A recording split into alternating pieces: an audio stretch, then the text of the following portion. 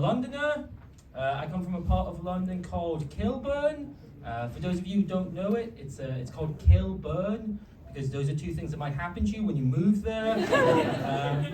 Like I went to quite a rough school, right? Like to put it into perspective, right? The two most famous people from my school were the rapper Dappy from N-Dubs and Jihadi John from ISIS. Like one man who's part of a group to try to bring down Western culture, and Jihadi John.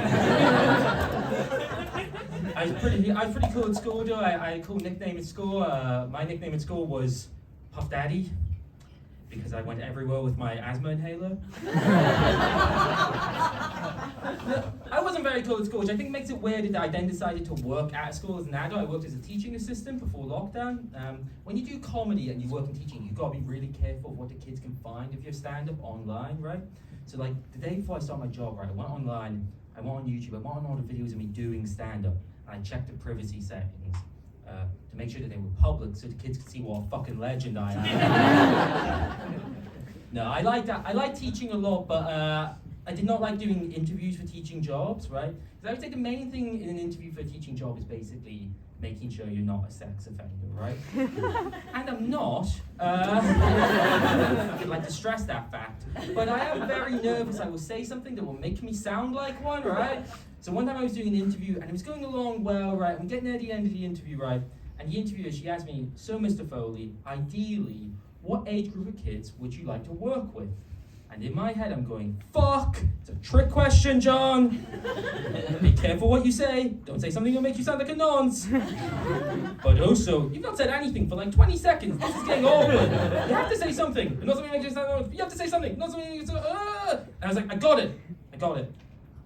And I go to the interviewer, legal age.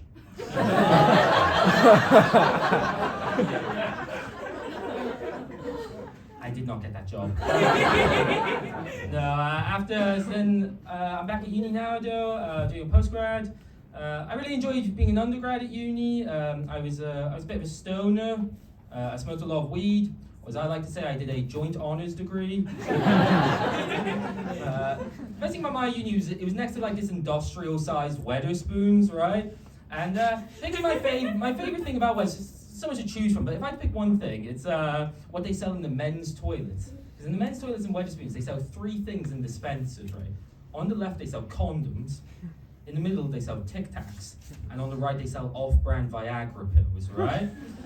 I feel like in a place where people are very drunk, that seems quite precarious, right? Like imagine that, you've had a few, you're a little pissed, but you maybe have a bit of bad breath. You think, I'm gonna have a Tic Tac, right? You get a couple of Tic Tacs, put them in your mouth, and you realize, oh no, I did not press the button for Tic Tacs. Press the button next to it, and you are in fact eating a condom, you know?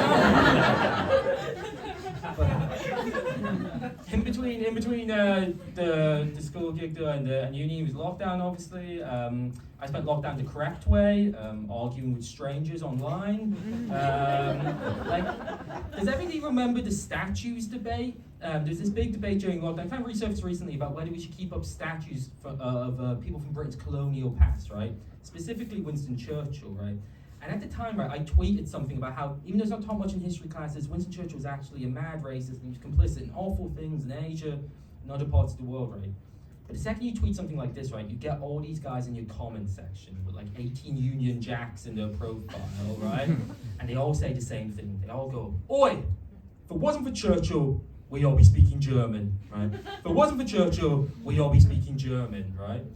Now, I think these guys say that because to them, the worst part about the Nazis winning World War II would have been having to learn a second language.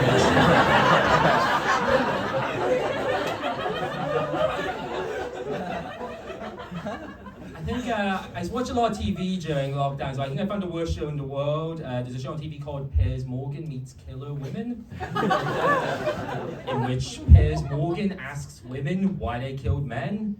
Piers Morgan asking women why they killed men is like Ronald McDonald asking you why you're such a fat fuck.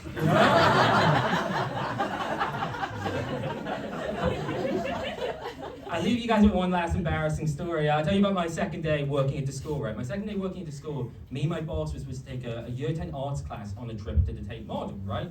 seems pretty nice, right? We get to the Tate Modern, like a lot of places, security, they have like a bag check, right, when you're coming in. Now, I'd forgotten what was in my bag, because the previous weekend, for unrelated reasons, I had been to a sexual health clinic, right?